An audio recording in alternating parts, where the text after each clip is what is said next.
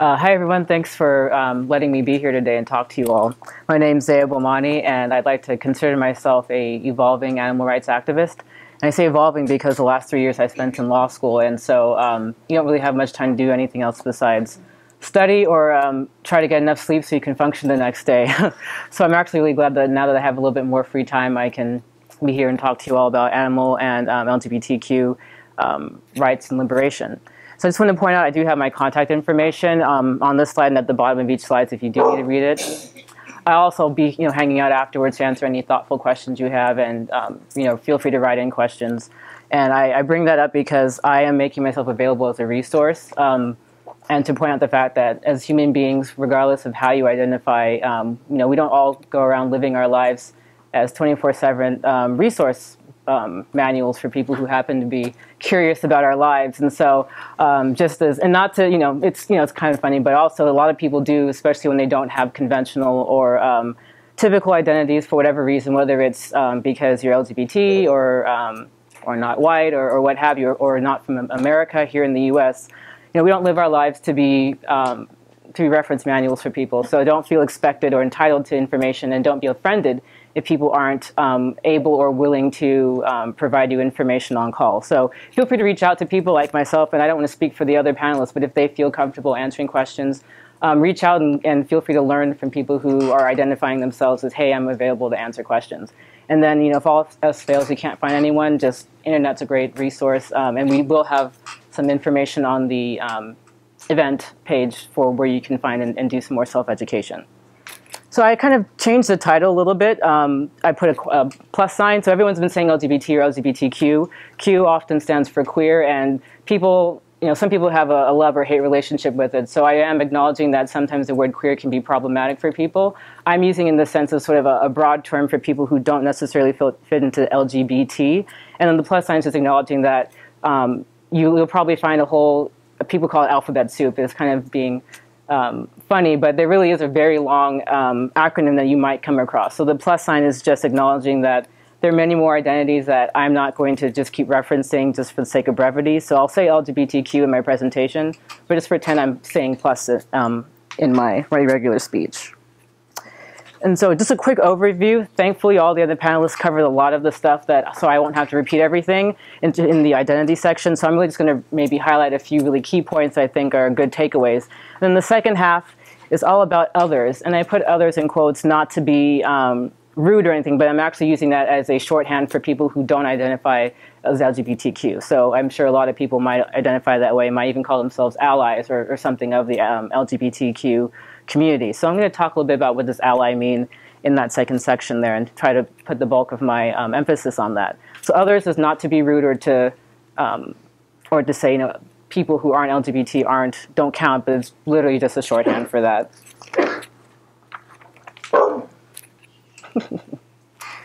And so identities in the very basic sense of the word just means respecting people as we are and respecting personhood. And all the panelists thus far have been emphasizing autonomy and bodily and identity autonomy. And not everyone, as Pax did a great overview of what gender identity and gender expression and sexual orientation, the fact that there are all these different terms and labels we can use to describe how we feel about ourselves as we interact with the world. Everyone doesn't use those same terms. Some people don't like labels at all and will prefer to, just say, call me whatever happens to pop into your head at the moment. And, we all come to our sense of identity in different ways. Some of us have very long processes, lots of hoops that we need to jump through. I appreciate Hannah being able to read the letter from the trans woman who expressed her transition and the literal hoops that she had to jump through in order to be able to live an authentic life for herself. And the fact that not everyone has the same narrative is fine. Everyone doesn't come to their own identities in the same path. And despite the fact that there are some general trends, maybe you could say, among cisgender people maybe generally have a certain path, or trans men have a certain path, or queer or gender neutral people maybe often have a certain path. The fact that not everyone fits into that general path of awareness or identity formation doesn't mean they're not really of that identity. And that's fine. And it's not to belittle saying, oh, we're all ourselves or whatnot. But everyone really only has a responsibility for their own identity. So whether you agree with how someone identifies or not, some people are just trying out labels because they don't know their identity. They're still in the process of discovering. And so it's up to them ultimately to define their own identity. And depending on where they are in realization, if they're a PhD person, doing detailed research, or they're just someone's like, hey, I heard the word genderqueer the other day, maybe that applies to me. You shouldn't be worried about whether people are using the right terms for themselves, and as long as you know you're comfortable with your own identity. People tend to get hung up on like the grammar is grammatically correct. It's really about the person and making sure they're responsible for themselves and making sure you're responsible for yourself. And that's all we can really ask of ourselves. As long as A, I'm responsible for me, you, B, you're responsible for you, we're all good. Or at least I like to hope so. And then just reiterating that last point, we are, all of our stories are our own, and those of us who are willing to share, that's great, but it's not necessary, and everyone isn't, an educator. We don't live our lives to be educators for other people. Here, I just want to briefly mention the idea of, so we have fellow animals and the sense of identity for them. As Pac said, we don't all know how animals identify, and I don't even know if they necessarily have the same types of gender identity as humans have, because we just have a very interesting, complex, problematic, and fascinating relationship with gender and of ourselves. But it is important to move away, I think, from the language of it, because that then just objectifies and then justifies how we treat animals. And so I say liberation begins at home, especially for those of us who have companion animals. The idea of respecting animals and their autonomy and wisdom in terms of what they like to do and want to do. And here I have a picture of a cat sitting on a counter, and the cats aren't out today, but last time I came, they're chilling on the sink and, walking on tables. And, generally, and me, who considers myself, an animal rights activist, and I believe everyone has the right to do what they want, I kind of was shocked to see the cats on the counter. But then I realized, well, why? What's the harm in a cat sitting on a counter, really? Or what's the harm in a dog sitting on the bed?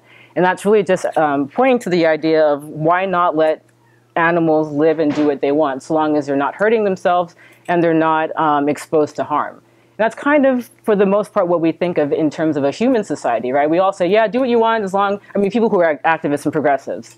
That's not, let me qualify that. Everyone does not agree with that in the human world, but that's what we're trying to move towards, right? As long as you aren't hurting someone and as long as you're not putting yourself in harm's way, you should, in a perfect world, be able to do what you want that makes you feel a whole, fulfilled, and complete person. And so why not extend that to our animal companions? Why not let your pets do what they want as long as, you might complain, well, the cat's dirty, she'll get her paws on the counter.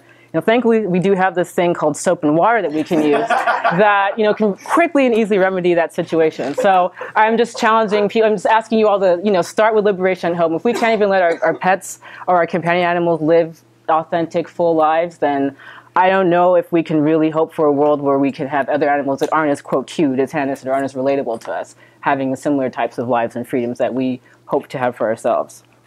And then I think the second point, I'm just bringing up the idea of how do we call animals? We don't want to say it. We kind of feel like that's a good question, but do we say she? Do we say he? Do we still insist that gender identity is linked to reproductive capacity? We're trying to move away from that in the human realm, so I'm just throwing that out there, and I'd like to have a discussion about that in the Q&A session. Like, how do we feel? Should we start using they just in general across the board, unless maybe gender is necessarily in how an animal is being treated, or what?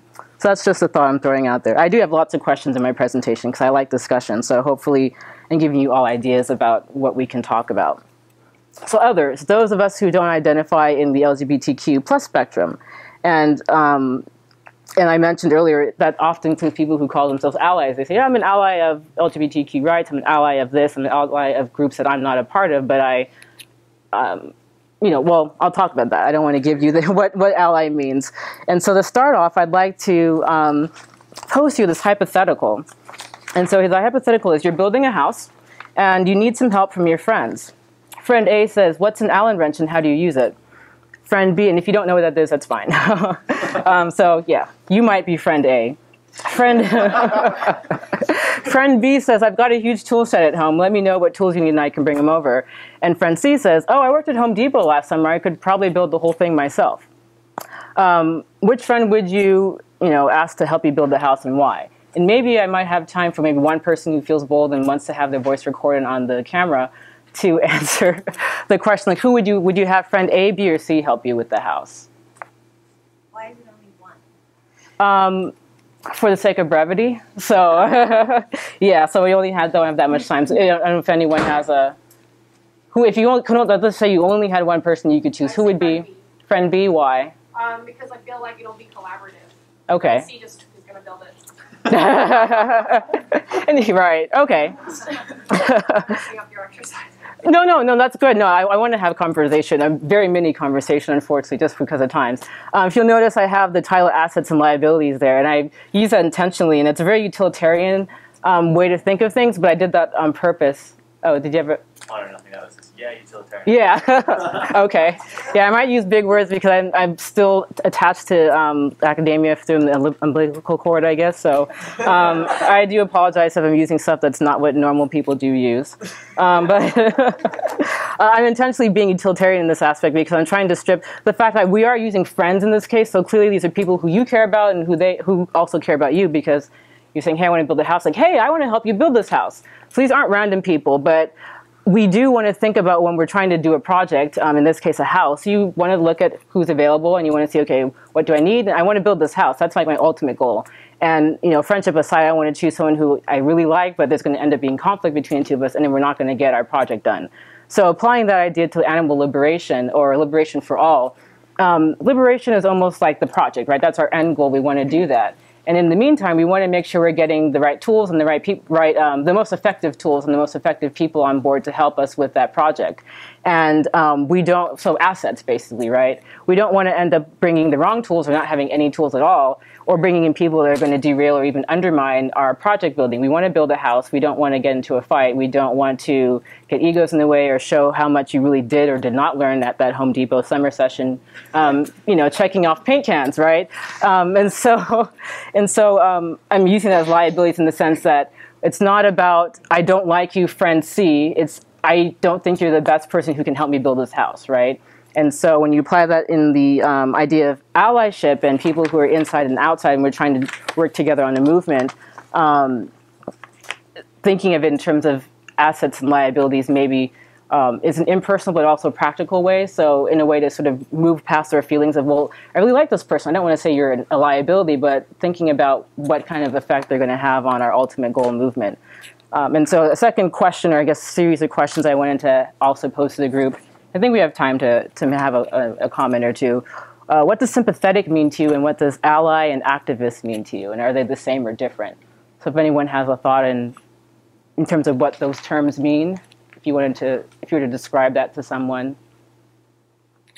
Yeah. Speak up if possible. So Yeah. Possible.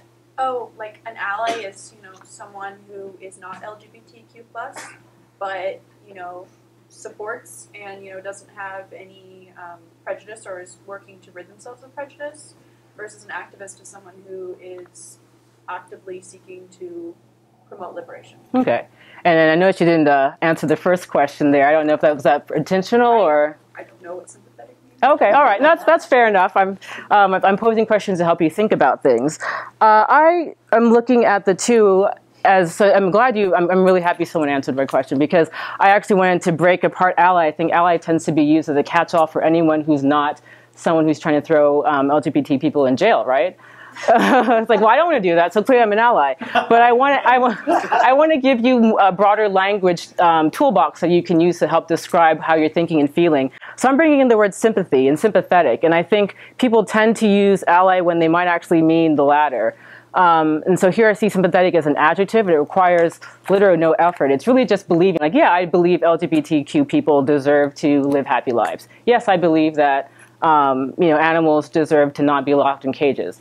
And that's sympathy, right? You just have, it means you agree with the ideas behind it. And I'm using ally here in this case as a verb. So ally means to actively do something, is to ally yourself with a struggle. It's coming prepared to fight, working on privileges or issues that you might have within you, and being an asset, right? Going back to my first slide, being an asset rather than a liability. And then being ready to do the work that is asked of you in whatever project you're working on. And then I point down here at the bottom, the opposite of ally isn't enemy. So don't feel like if I don't call myself an ally, that means I'm undermining the movement, I'm a horrible person, and I deserve to die. Because that's not true. And so I'm hoping maybe adding this word sympathy might help enrich how people think of themselves, and then maybe make them think, well, if I'm sympathetic and I'm just believing in the cause, do I think I should maybe do more than just feel good about a particular idea, maybe do something about it? And a question I would like to pose, and I hope we can talk about it in our conversation afterwards, is, well, does everyone have to be an ally? You know, does everyone have to actively be doing stuff? And, so another part I wanted to mention, if you're not ready to be an ally, if you're not prepared to work as an ally, you know, acknowledge that. And then if we all agree that everyone should be an ally, or if you think that you should be an ally, make yourself ready to become one. So acknowledging if you're not already an ally, acknowledge that. You're not ready, you might be friend B or friend A, right? Like, I don't know what an Allen wrench is. I do want to help you, though. So I'm going to go back to Google and look up stuff, and then I'll be ready, right? What's an Allen wrench? What's an Allen wrench? Oh, an Allen wrench are those hex. Tell us what you're Googling. Oh, right. That's what you're Googling. You're going to Google, like, what's an Allen wrench so you can become friend B. Like, oh, yeah, I actually have one of those. I saw my dad use it the other day. And so my third part, whoops, I had my little timer here so I don't hog up all the time. Sorry, I'm a little late, so I'm almost done here. So my third part I want to talk about is using emotions as a guide. Quite often especially in academic circles, there's a strong narrative that emotions are bad, they're derailing, they are distracting and generally inappropriate. And you say, oh, you know, we need to be rational, reasonable, and logical. But the thing is, humans are emotional creatures, right? We do have emotions, and whether we like them or not, we can't. I mean, I always like to think of myself, I'd love to be a Vulcan, but unfortunately, I'm kind of like, you know, I have a little bit of human in me, so I feel things even though I don't want to. And so rather than fighting against that or ignoring it, we should actually be using them as guides. Because quite often, strong emotional reactions are usually pinpointing at something that's been challenged or threatened. So whether it's your physical well-being, like I literally felt like I was going to die because a car ran in, you know, got an inch from me. Whether it's a core value, someone's challenging something that you believe in, or if it's maybe a privilege that you might have. And so if you recognize you're feeling impassioned about something, maybe check in with yourself and think, you know, why am I feeling threatened or angry or vulnerable? And what about my identity has been threatened? If it's a physical well-being, I think reasonable people would generally say, you know, your safety does come first, so don't feel bad or feel shame that you want to protect your body, because otherwise you might not be able to live to do great activist work. If it's a core value, you might give a chance to say, well, is this a value I truly believe in? If it's freedom for all and someone's asking me to do something, you know, maybe freedom for all is a good value, or maybe it's a value of my free time is mine and mine only, and someone's trying to ask you to come on board with the project. Maybe that's not the most important value that you want to emphasize at that moment. And if it's a privilege, maybe it's something that you feel like, well, I could give it away. It might be a privilege that it's something that's impeding your work in being a good social activist. So those are just some of the points I wanted to quickly brush into. And I do hope we can have some really great, thoughtful discussions in our Q&A session. So thanks.